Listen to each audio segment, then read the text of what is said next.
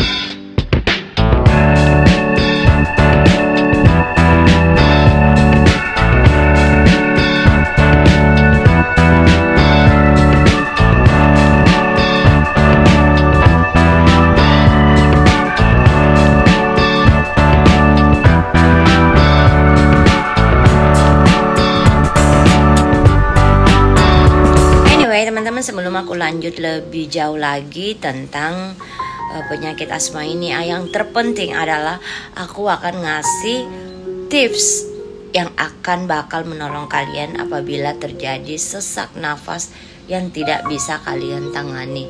Mungkin perasaan kalian udah wow, oh my god, sudah sakit banget, kalian gak bisa nafas. Aku bakal ngasih tip ini dan itu pasti ampuh banget guys. Kalian wajib coba. Itu makanya kalian harus tonton video ini sampai habis. Kalian jangan skip biar kalian tahu secara mendetailnya. Kalaupun kalian tidak mengalami penyakit ini, kalian bisa menolong atau kalian bisa menjadi penolong untuk orang-orang yang mengalami penyakit ini atau saudara-saudara kalian atau keluarga kalian yang mengalami penyakit ini guys. Oke? Hai everyone. Jadi kita akan membahas tentang penyakit asma. Asma adalah penyakit kronis pada saluran pernapasan yang ditandai dengan sesak akibat peradangan dan penyempitan pada saluran napas. Asma dapat diderita oleh semua golongan usia, baik muda maupun tua. Penyakit ini tidak akan pernah memilih apakah Anda laki-laki atau perempuan, bayi atau anak kecil atau orang dewasa, Anda tampan atau jelek, Anda cantik atau tidak. Penyakit ini tidak pernah memilih. Penderita asma memiliki saluran pernapasan yang lebih sensitif dibandingkan dengan orang normal.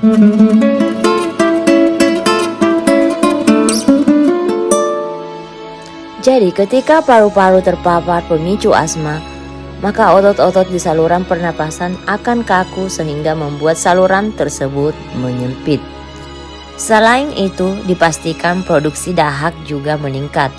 Kombinasi dari kondisi tersebut membuat penderita mengalami gejala asma atau sesak nafas. Berdasarkan laporan Kementerian Kesehatan Republik Indonesia di tahun 2018, diperkirakan ada 2,4% dari seluruh penduduk Indonesia yang menderita asma. Sedangkan menurut data WHO di tahun 2019, penderita asma secara keseluruhan di dunia mencapai 262 juta orang, dengan angka kematian akibat asma mencapai 461.000 orang. Ada beberapa hal penyebab dan gejala asma. Meskipun penyebabnya hingga saat ini belum diketahui secara pasti, ada beberapa hal yang kerap menjadi pemicu asma, yaitu asap rokok, debu, bulu hewan, udara dingin, infeksi virus, dan paparan zat kimia. Sejumlah pemicu tersebut dapat menimbulkan keluhan pada penderita asma. seperti sulit bernapas, batuk, mengi, dan rasa nyeri atau sesak di dada.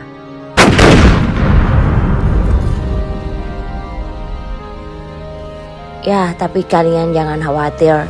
Seperti yang dikatakan Allah Subhanahu wa Ta'ala, tidak ada penyakit yang tidak ada obatnya. Minimal kita harus bisa mencegahnya. Pengobatan asma dapat disesuaikan dengan kondisi pasien tersebut. Tujuannya adalah untuk meredakan gejala asma, mencegah kekambuhan gejala, serta mengurangi pembengkakan dan penyempitan pada saluran pernapasan. Metodenya bisa berupa pemberian obat-obatan ataupun juga operasi.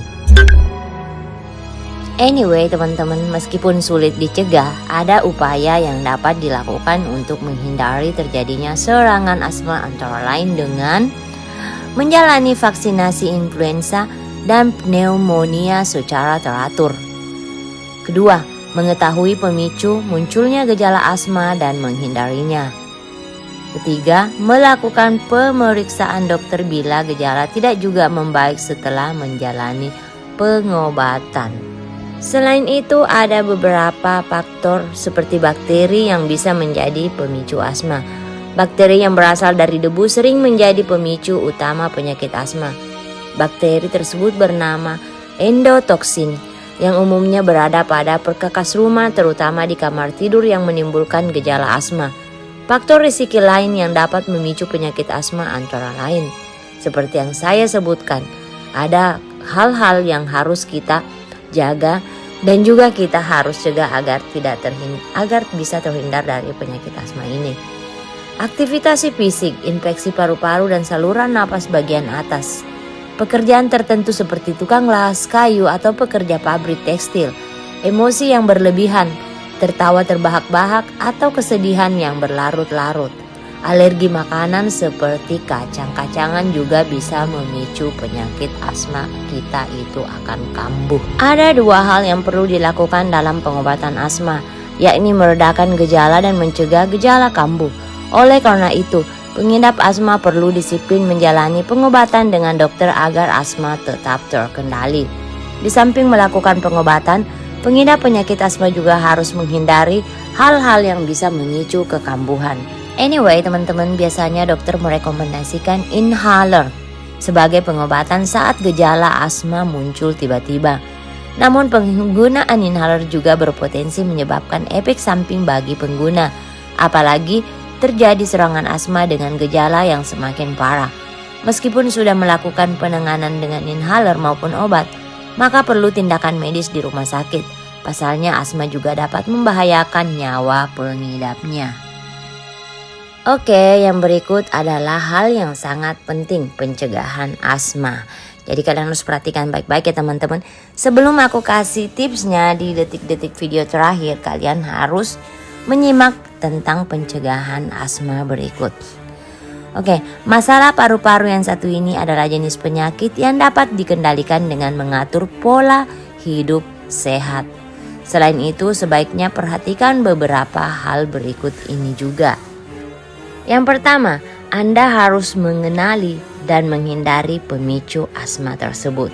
Kalian harus benar-benar tahu apa sih yang memicu penyakit Anda itu. Yang kedua, mengikuti anjuran rencana penanganan asma dari dokter. Yang ketiga, melakukan langkah pengobatan yang tepat dengan mengenali penyebab serangan asma pada kalian yang datang secara tiba-tiba. Keempat, menggunakan obat-obatan asma yang telah dianjurkan oleh dokter secara teratur. Yang kelima, memonitor kondisi saluran napas. Perlu diperhatikan, penggunaan inhaler justru berisiko meningkatkan reaksi asma. Oleh karena itu, penting untuk mendiskusikannya dengan dokter terlebih dahulu, supaya rencana penanganan penyakit asma disesuaikan dengan kebutuhan. Vaksinasi flu dan pneumonia juga disarankan untuk pengidap asma.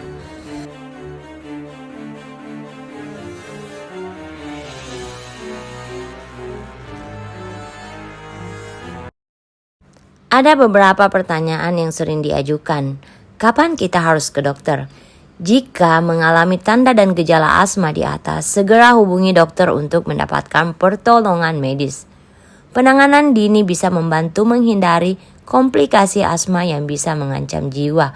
Kamu juga bisa bertanya kepada dokter cara menangani dan cara mencegah apabila penyakit kalian itu kambuh.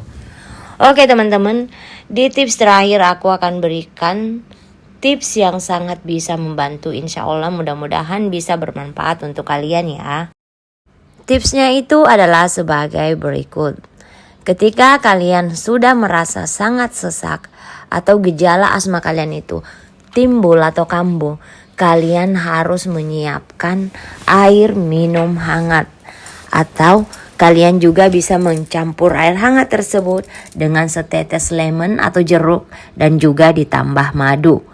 Jika hal tersebut juga masih belum bisa membantu banyak, apabila kalian berada dalam ruangan ber-AC atau dalam ruangan yang tertutup, silahkan kalian keluar rumah, bisa dilakukan di teras atau kalian bisa membuka jendela kalian agar oksigen yang natural itu bisa masuk. Jangan kalian biarkan diri kalian berada dalam tempat itu. Jadi kalian harus keluar dari ruangan tempat kalian dan mencoba menghirup udara oksigen yang baru. Atau kalian kalau tidak bisa keluar rumah, kalian bisa membuka pintu jendela untuk menghirup udara oksigen yang baru. Dan kalian juga harus selalu aktif berolahraga setiap harinya meskipun dalam keadaan yang tidak terlalu lama. Lakukan meditasi atau yoga.